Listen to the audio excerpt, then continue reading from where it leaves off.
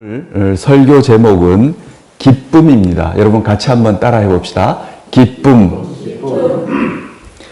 사람들에게 언제가 제일 기쁘냐고 물어보면 이 연령층에 따라서 다르게 답할 것입니다. 초등학교 1, 2학년 이런 애들은 언제 제일 기쁘냐고 물으면 제 친구가 포켓몬 스티커를 주었을 때 제일 기쁘다고 이렇게 대답할 겁니다. 여러분들은 잘 모르시겠지만 저희 그 손자도 저 포켓몬에 완전히 빠져 있습니다. 오늘 아침도 저랑 같이 그 피카츄를 그림을 그렸어요. 그런데 여러분 초등학교 애들한테는 저게 솔직한 얘기예요. 언제 제일 기쁘냐 그러면 포켓몬 저 스티커를 받았을 때 제일 기쁘다는 거예요. 어른들에게 언제가 가장 기쁘냐고 이렇게 물으면은 이렇게 답할 수가 있습니다. 가족에게 좋은 일이 일어났을 때 이렇게 대답하는 경우가 많습니다. 저희 집에도 저희 아들이 이제 둘째를 가졌다는 소식이 한 2주 전에 들렸습니다. 우리 며느리가 임신을 한 거죠. 그때 굉장히 기뻤습니다. 지금도 그 기쁨이 계속되고 있습니다. 또 우리가 보고 싶은 사람을 오랫동안 못 봤어요. 그 사람 정말 보고 싶은데 오랫동안 못 봤습니다. 그런데 그와 약속을 해서 그를 보게 되었을 때 이런 만나는 기쁨이 있습니다. 오늘 이러한 기쁨에 대해서 생각해 보고자 합니다. 우리 본문 말씀 20절 말씀 같이 읽도록 하겠습니다. 내가 진실로 진실로 너희에게 이르노니 너희는 곡하고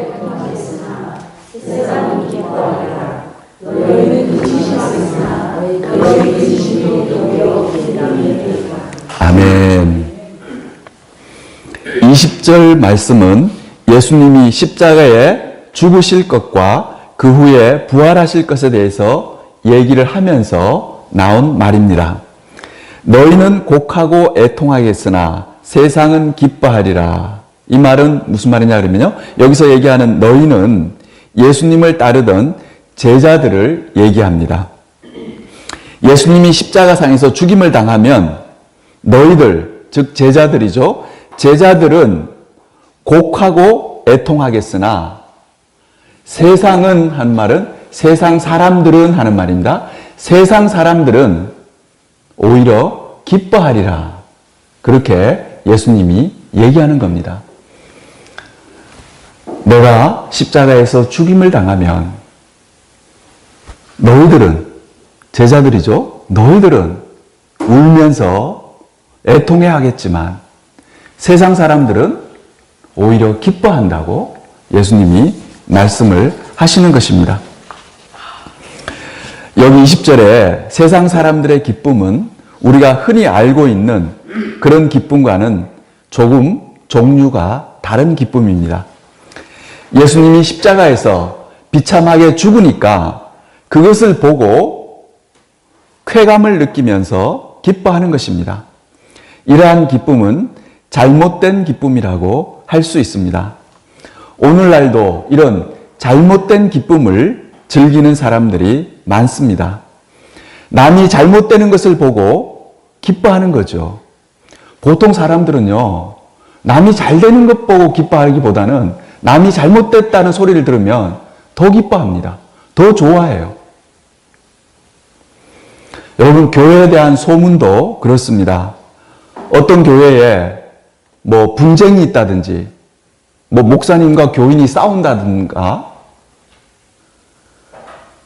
또는 어떤 교회가 재정적인 어려움에 봉착해서 교회 문을 닫게 생겼다. 뭐 이런 소문 있잖아요. 그런 소문은 그냥 잽싸게 퍼집니다. 왜 그렇습니까? 사람들이 그것을 보고 기뻐하기 때문에 그렇습니다. 그러나 여러분, 어떤 교회가 정말 잘 된다. 서로 사랑하고 서로 위하고 그 다음에 교회에 그런 칭찬거리 있잖아요. 그런 것은 별로 소문이 안 나요. 여러분, 기쁨에는 이러한 잘못된 기쁨도 있습니다. 저는 오늘 여러 가지 기쁨에 대해서 솔직하게 나누기를 원합니다. 사람들이 느끼는 기쁨에는 정말 다양한 기쁨들이 있습니다. 흔히 우리가 경험하는 기쁨 가운데는 먹는 기쁨이 있습니다. 우리가 맛있는 거 먹을 때 정말 기쁘죠. 여기 춘천에 미간회라는 그런 한식집이 있었습니다. 지금으로부터 한 15년 전에 있었던 것 같습니다. 저희 장모님이 저희 춘천에 오셔서 우리 식구들과 같이 그 집을 갔어요. 근데 그 집이 너무 음식을 잘하는 거예요. 잘 먹고 나와서는 우리 온 가족이 너무나 행복해가지고 서로 이렇게 둘러서서 쳐다보면서 그냥 웃음이 저절로 나왔어요. 그리고는 그때 그 집에서 먹었던 얘기를 지금까지 합니다. 그렇게 먹는 기쁨, 맛있는 것을 먹는 기쁨도 우리에게 큰 즐거움을 주게 됩니다. 젊은 대학생들에게 언제 큰 기쁨을 느끼냐고 물어보면 아마 이렇게 대답할 겁니다. 좋아하는 이성 친구와 데이트를 할 때, 또는 친구와 술 마실 때, 그럴 때 큰 기쁨을 느낀다고 얘기합니다. 사람들이 느끼는 이런 기쁨 중에는 잘못된 기쁨도 있습니다. 마약을 하면서 느끼는 기쁨, 또 담배를 피우면서 느끼는 기쁨 등이 있습니다.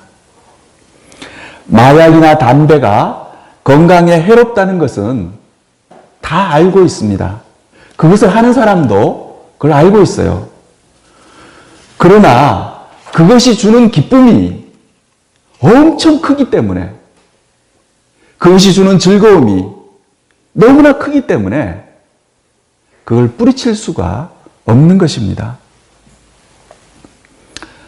저는 한 10년 전에 테니스를 치곤 했습니다. 제가 테니스 칠 때 일어난 일입니다. 여러분이 화면을 한번 보세요. 테니스를 저렇게 치는데 보통 아마추어들이 테니스를 칠 때는 저렇게 두 사람씩 복식으로 해서 테니스를 치게 됩니다. 그런데 제가 이제 테니스를 칠 때였습니다. 저렇게 복식조가 있었는데 그 중에 한 사람이 이 담배를 굉장히 좋아하는 사람이었어요. 근데 담배를 너무 좋아하고 오래 피우다 보니까 이 숨이 가쁜 거예요. 기관지가 안 좋아져가지고. 그래서 테니스를 칠 때 테니스가 공이 오면 빨리 달려가서 쳐야 되잖아요. 그런데 이제 숨이 막 헐떡헐떡 하는 거예요. 그래서 그 복식 파트너인 다른 사람이 그 사람한테 그랬어요. 여보게, 당신이 제발 담배만 끊으면 좋겠다고. 담배만 끊으면 당신 숨도 가쁘지 않고 당신 테니스 잘 치게 될 거라고. 지금보다 훨씬 더 잘 뛰고. 그래서 우리가 둘이서 아마 테니스 강팀이 될 거라고. 그렇게 얘기하는 거예요. 그리고 주변에 있는 사람들도 다 그렇게 얘기했어요. 당신 담배 끊으라고. 담배만 끊으면 테니스도 잘 치고 얼마나 좋으냐고. 그렇게 얘기했습니다. 그런데요, 한참 있다가 그 사람이, 그 담배 피우는 사람이요, 저한테 와서 개인적으로 와서 저한테 이런 얘기를 하는 거예요. 자기는 왜 테니스를 치냐 하면 자기가 담배를 피우지 않네요. 그래서 담배를 피우는데 담배 피우니까 이 기관지가 나빠지고 건강이 되게 안 좋아지더라는 거예요. 그래서 운동해야 되겠다 생각해가지고 그래서 테니스를 친다는 거예요. 자기는 담배를 피우면서 담배가 주는 그 나쁜 것을 갖다가 그걸 해독하기 위해서, 그걸 극복하기 위해서 테니스를 친다는 거예요. 근데 사람들은 자기한테 자꾸 담배를 끊으라 그런다는 거예요. 제가 그 말을 듣고 제가 마치 머리에 뒤통수에 망치로 꽉 맞은 것처럼 그런 것을 느꼈습니다. 여러분, 그 사람에게는 테니스보다 담배가 더 소중한 거예요. 담배를 계속 피우기 위해서 지금 운동을 하는데 사람들은 그걸 모르고 담배를 끊으라 그런다는 거예요. 얼마나 기가 막힌 일입니까? 여러분, 그 사람에게는 담배가 주는 즐거움이 있는 겁니다. 여러분, 담배 피우는 사람들을 한번 들어보세요. 담배가 그 사람에게 얼마나 큰 위로를 주고, 예? 즐거움을 주고, 편안함을 줍니까? 그러니까, 그게 몸에 해로운 줄도 알지만, 그걸 놓을 수가 없는 겁니다. 20절에 나오는 세상 사람들이 누리는 그런 잘못된 기쁨도 마찬가지입니다. 그들은 다른 사람이 잘못된 것을 보고 그들은 기뻐하는 것입니다. 예수님은 20절 후반절에 보면은 제자들 향해서 그렇게 얘기했어요. 너희는 근심이 변하여 참 기쁨을 갖게 될 것이다.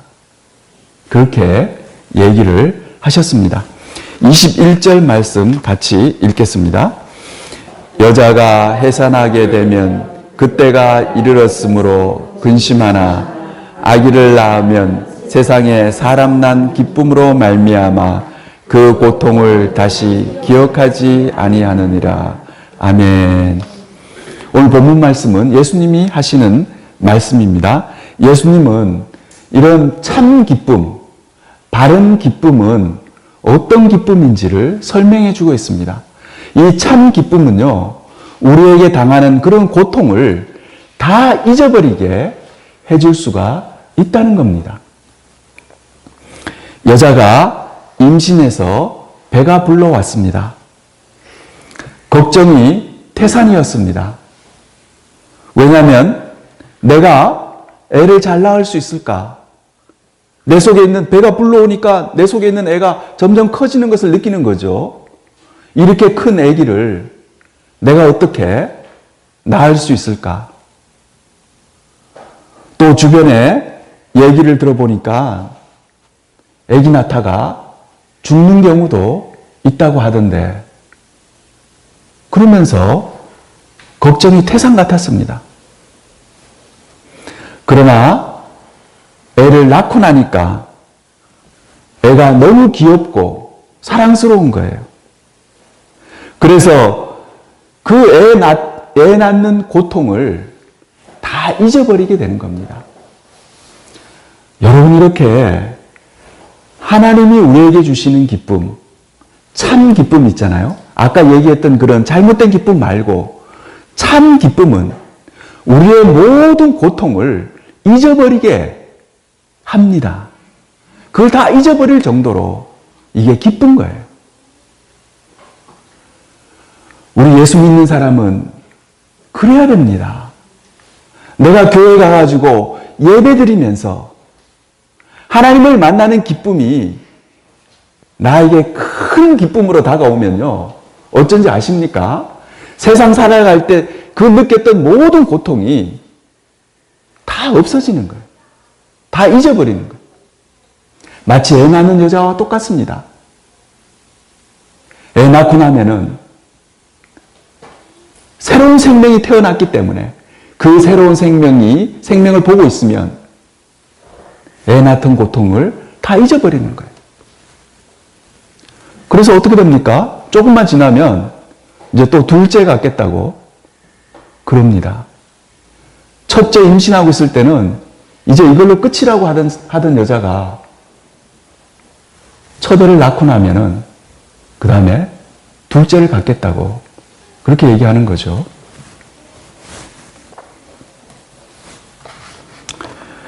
여러분, 애들 키우는 부모들이 어떤 얘기를 하냐 그러면요. 애들 커가는 거 보면서 자기가 늙어가는 것을 잊어버린다 그럽니다. 여러분, 이 말은 맞는 말인 것 같습니다. 우리가 자식을 낳아서 키우면요. 자식이 2살 되잖아요. 그리고 3살 되고 그 다음에 초등학교 가고 그러면 막 신이 납니다. 부모가 자기가 초등학교 가는 거예요. 애가 공부 잘하면 자기가 공부 잘하는 거예요. 그리고 애가 막 쑥쑥 커가잖아요. 예? 키가 크고 막 그러면 신이 나는 거예요.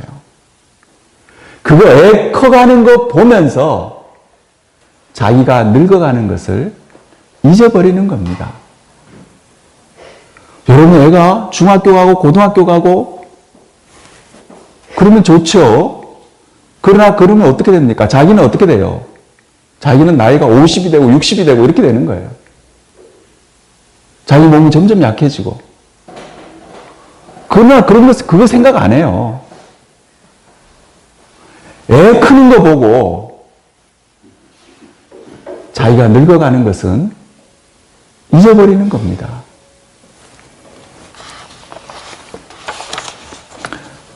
저는 어렸을 때 저희 어머니가 밤낮으로 일하는 것을 내내 보면서 지냈습니다. 그럴 때 제 마음에 그런 마음이 들었어요. 우리 엄마는 어떤 즐거움이 있을까? 사는 게 즐거울까? 그런 생각이 들었습니다. 제가 아무리 봐도 즐거운 것 같지가 않아요. 저희 어머니는 아침부터 저녁까지 계속 일만 하시는 거예요. 그 당시 어머니가 저한테, 모든 사람한테 다 하시는 얘기가 있어요. 입에 달고 살았어요. 뭐라 그러냐면, 하루 종일 이 엉덩이를 어디 붙일 그런 겨를이 없다는 거예요. 한번 엉덩이를 붙이지를 못한다는 거예요. 시아버지, 시어머니를 모시고 살면서 3남 1녀를 키우셨습니다. 그러니까 하루 종일 바쁜 거죠. 그 당시에 빨래를 하는 것만 해도 그렇습니다. 빨래가 얼마나 힘든지 몰라요. 커다란 고무 그 다라이 통에다가 빨랫감을 다 가져옵니다. 근데 빨래가 무슨 요즘처럼 이런 게 아니고 광목 같은 거, 옷이 그런 거였어요. 그런 걸 다 가지고 와서 다라이에다 넣어놓고 절대로 뭐라 하냐면 거기다 물을 갖다 부으라는 거예요. 근데 그 물 갖다 붓기도 힘들어요. 다라이가 얼마나 크고 그 물 갖다 부으면 거기에 이제 세제를 풀어가지고 이 발로 막 밟고 막 그래야 됩니다. 점심때가 되면은 저한테 저희 집에 있는 텃밭이 있었어요. 거기 가서 호박 좀 따오고 고추 따오라고 그랬습니다. 그럼 제가 가서 이제 호박하고 고추하고 따서 엄마한테 줍니다. 그럼 엄마는 그거 썰어가지고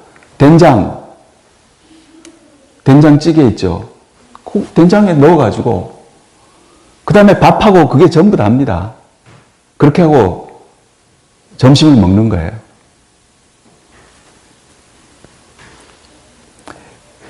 그러는 엄마에게도 유일한 기쁨이 있었습니다.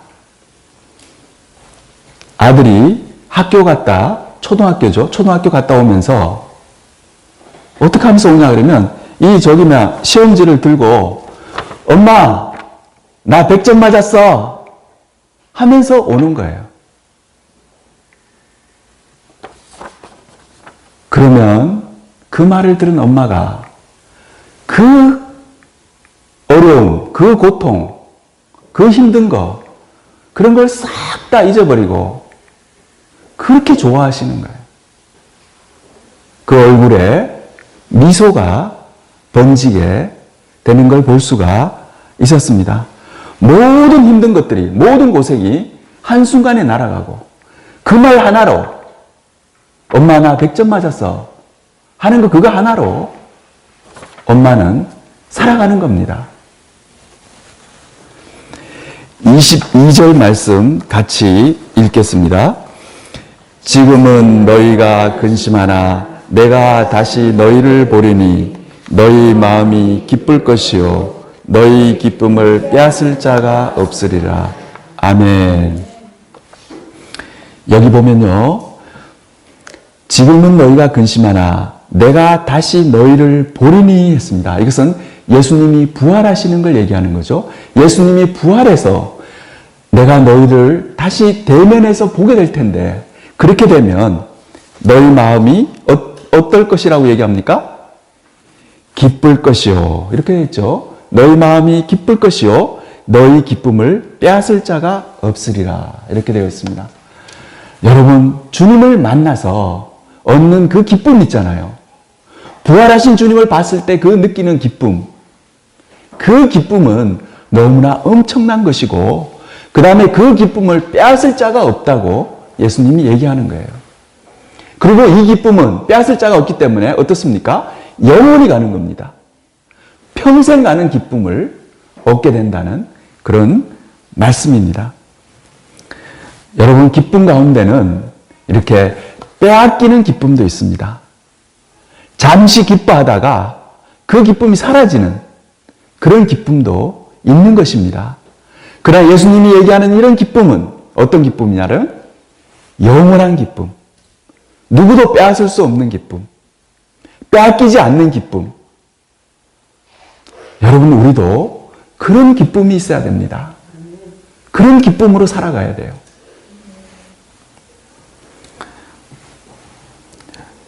어떤 분이 주식 투자를 했습니다. 여기 춘천에 계시는 분입니다. 그냥 살림하는 아줌마였어요. 그분이 누구 말을 듣고 주식에 돈을 한 1,000만 원 가량 투자를 했습니다. 이분이 산 주식이 제가 기억하기에 SBS라는 주식을 산 것 같습니다. 그런데 이 주식이 계속 상한가를 치는 거예요. 그 당시에는 상한가가 한 7% 뭐 그렇게 하는 것이 상한가였습니다. 요즘은 뭐 15%가 상한가라고 하지만 그 당시에는 그랬습니다. 그래서 이 아줌마가 너무너무 좋아하는 거예요. 하룻밤 자고 나면은 내 돈이 7%가 불어나 있습니다. 근데 세상에 이 주식이 상한가를 3주 연속해서 상한가를 치는 거예요. 그런데 여러분 얼마나 좋겠습니까? 얼마나 기쁘겠습니까? 너무너무 좋아했어요. 그런데 3주 뒤에 이 아줌마가 뭐라 그러냐 그러면 그 주식을 팔았다는 거예요. 그래서 왜 팔았냐 그러니까 이게 너무 좋아가지고 허리가 아파가지고 못 살겠다라는 거예요. 하룻밤 자고 나면 돈이 붓고 이러니까 너무 좋아서 허리가 아파가지고 도저히 그 주식을 가지고 있을 수가 없다는 거예요. 그래서 그걸 팔았다고 그러더라고요. 여러분, 이렇게 빼앗기는 그런 기쁨도 있습니다. 그 기쁨이 영원하지 못한 거예요. 죽은 줄 알았던 예수님이 다시 부활하셨음을 알았을 때 제자들이 얼마나 큰 기쁨을 가졌겠습니까? 그리고 그 기쁨은 빼앗기지 않는 그런 영원한 기쁨이었습니다. 막달라 마리아가 예수님을 사랑한 여자였습니다. 막달라 마리아는 예수님이 죽었다는 소식을 듣고 그 다음에 바로 그 다음날 예수님의 무덤으로 달려갔습니다. 다른 두 여자와 함께 셋이서 간 거죠. 가서는 어떻게 했습니까? 여러분 이 화면 한번 보시기 바랍니다. 예수님의 빈 무덤을 보게 되었습니다. 여러분 막달라 마리아가 이 예수님의 빈 무덤을 봤을 때 얼마나 기뻐했겠습니까? 우리가 상상할 수도 없겠죠. 아마 막달라 마리아는 그녀의 심장 골수에까지 파고드는 그런 짜릿한 희열을 느꼈을 것입니다. 마태복음 28장 8절입니다. 여러분 화면 보시고 같이 한 목소리로 읽겠습니다. 그 여자들이 무서움과 큰 기쁨으로 빨리 무덤을 떠나 제자들에게 알리려고 다름질할세. 아멘. 여기서 무서움이라는 말은 일종의 전율과 같은 것을 얘기합니다. 그 여자들이 전율과 같은 그런 큰 기쁨을 느꼈던 것입니다. 그래서 빨리 무덤을 떠나 제자들에게 알리려고 다름질해서 갔다고 그렇게 되어져 있습니다. 오늘 말씀의 결론을 내리도록 하겠습니다. 사람들은 살면서 나름대로 기뻐하고 즐거워하는 일이 한두 가지씩은 있게 마련입니다. 내가 기뻐하는 일, 내가 즐거워하는 일이 누구에게나 있게 마련입니다. 만약 그게 하나도 없다면 그 사람은 살고 싶지 않겠죠. 살고 싶은 마음이 안 들 겁니다. 사랑하는 성도 여러분, 여러분들은 살아가면서 어떤 즐거움을 갖고 살아가고 있습니까? 오늘 이 설교를 들으면서 솔직하게 한번 생각해 보시기 바랍니다. 나는 어떤 즐거움으로 살아가는가 하고 한번 곰곰이 생각해 보시기 바랍니다. 어떤 사람이 배낭에 짐을 잔뜩 메고 산을 올라갔습니다. 산을 낑낑대며 올라갔어요. 정상에 올라가서는 짐을 내려놓고 쉴 수가 있었습니다. 그럴 때 얼마나 홀가분하게 느껴졌겠습니까? 얼마나 그 휴식이 꿀맛 같은 그런 휴식이겠습니까? 또 어떤 사람이 무거운 짐을 지고 거리를 걸어가고 있었습니다. 그런데 그것을 보고 누군가가 다가와서 그 짐을 자기가 대신 져주겠다고 하는 거예요. 그래서 그 사람에게 내 짐을 맡기게 됐습니다. 그럴 때 그 무거운 짐을 지고 간 사람이 얼마나 마음이 기쁠까요? 그리고 얼마나 홀가분하고 얼마나 자유로움을 느끼겠습니까? 너무너무 감사하고 너무너무 기쁘겠죠? 여러분, 예수님이 바로 우리에게 그렇게 해주시겠다는 거예요. 우리가 무거운 짐을 지면서 살아가고 있는데 예수님이 다가와서 야, 너 그 짐을 내가 대신 져줄게. 너 어디까지 가니? 너 시외버스 터미널까지 가냐? 내가 시외버스 터미널까지 그 짐을 내가 져줄게. 널 도와줄게. 그러시는 거예요. 여러분, 그러면 얼마나 기쁠까요? 마태복음 11장 28절입니다. 이것도 한 목소리를 읽겠습니다. 수고하고 무거운 짐진 자들아 다 내게로 오라. 내가 너희를 쉬게 하리라. 아멘. 여기서 쉬게 한다는 말은 우리에게 참 기쁨을 주신다는 얘기입니다. 이 말씀은 우리 그린교회에 들어오는 입구에도 적혀 있는 그런 말씀입니다. 이 말씀은 예수님이 하신 말씀입니다. 예수님이 내가 지고 가는 짐을, 그 수고하고 무거운 짐을 예수님이 대신 져주시겠다고, 그 짐을 가볍게 해주시겠다고 말씀을 해주시는 겁니다. 여러분, 이게 사실이라면 우리가 얼마나 행복하겠습니까?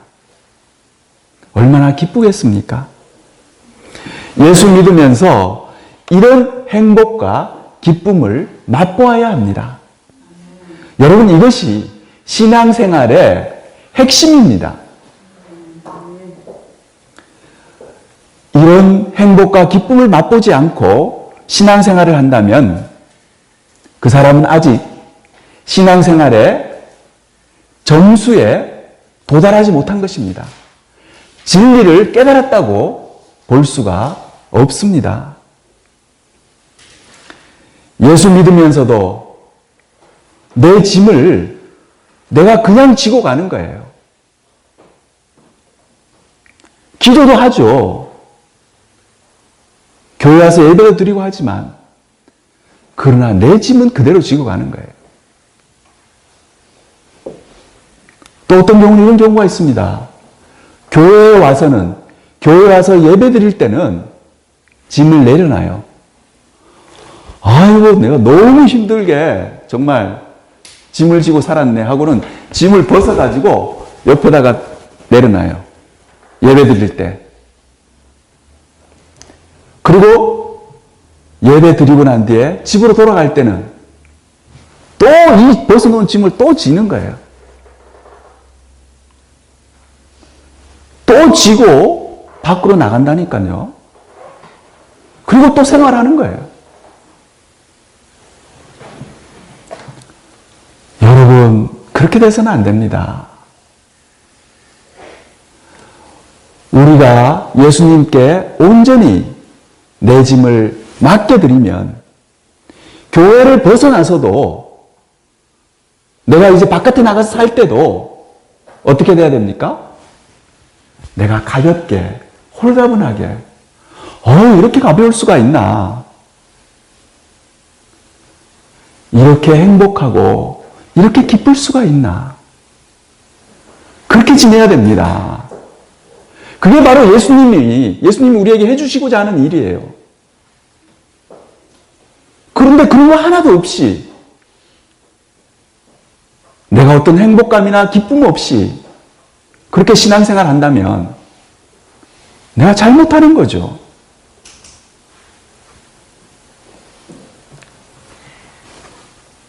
요한복음 8장 32절입니다. 이거 같이 읽겠습니다. 진리를 알지니 진리가 너희를 자유롭게 하리라. 아멘. 여기서 자유롭게 한다는 말은요, 짐을 벗어버리게 한다는 말씀입니다. 또 기쁨을 가지게 된다는 말씀입니다. 요한복음 8장 32절의 자유는 바로 기쁨입니다. 진리를 알지니 진리가 너희를 자유롭게 하고 기쁘게 해주는 것입니다. 여러분, 짐을 지고 가는 사람 어떻습니까? 짐을 잔뜩 졌기 때문에 자유롭지를 못하잖아요. 어디 뛰어갈 수도 없고 물 한 잔도 제대로 마실 수가 없고. 그러나 이 짐을 벗어봐요. 얼마나 자유로운가. 그리고 얼마나 기쁜가. 여러분, 그렇게 돼야 됩니다. 여러분, 잘못된 진리를 얘기하는 경우가 있습니다.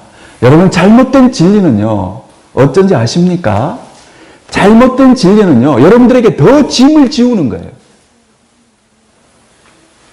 예수 믿고 난 뒤에, 교회 갔더니만, 교회 가기 전보다 짐이 더 늘었어. 더 무거워요. 교회에서 오라는 것도 많고 하라는 것도 많고. 여러분, 그러면 안 됩니다. 진리를 알지니 진리가 너희를 자유롭게 하리라. 여러분들이 정말 진리를 깨닫고 정말 진리를 알게 되면요. 어떻게 되냐면 여러분들이 자유롭게 되는 거예요. 그리고 편안하게 되고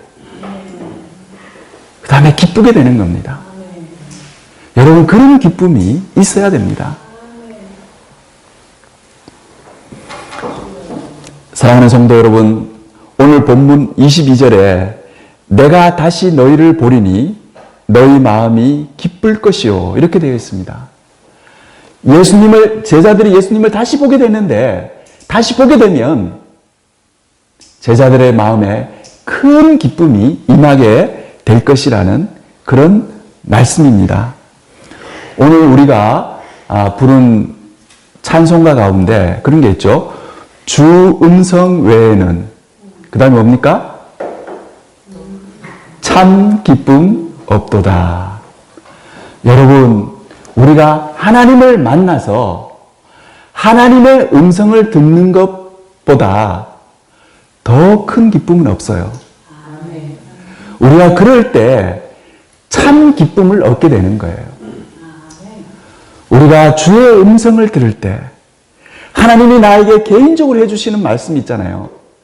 그 말씀을 들을 때 우리 마음에 이런 빼앗기지 않는 기쁨, 이런 큰 기쁨이 임하게 되는 것입니다.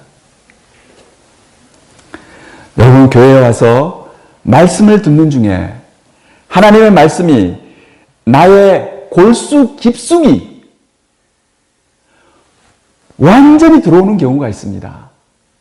무슨 섬광같이, 무슨 말인지 알죠? 한 줄기 빛같이, 날카로운 빛같이 내 마음의 중심에 하나님 말씀이 꽂히는 거예요.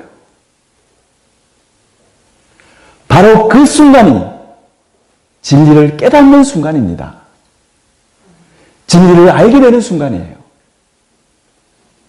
여러분 그렇게 진리를 알게 되면 내가 어떻게 되냐 그러면 내가 자유를 얻을 수 있고 내가 큰 기쁨을 얻을 수 있게 되는 것입니다. 진리를 알지니 진리가 너희를 자유롭게 하리라. 여러분 이 말을 꼭 믿어야 됩니다. 그리고 내가 주님을 만났을 때 내가 제대로 주님을 만나면요. 여러분 오늘도 마찬가지입니다. 지금 이 순간도 마찬가지입니다. 내가 주님을 제대로 만나면 그리고 주님의 음성을 제대로 들으면요. 어떻게 되냐 그러면 그 진리가 나를 자유롭게 해요. 나를 편안하게 해요. 나의 모든 짐을 벗어버리게 합니다. 그리고 얼굴에 미소가 띠게 그렇게 만들어주는 것입니다. 이것이야말로 참 기쁨이 될 수가 있습니다. 여러분들도 이런 큰 기쁨을 받아 누리는 복된 성도님들이 되시기를 주님의 이름으로 축원합니다. 같이 기도하겠습니다.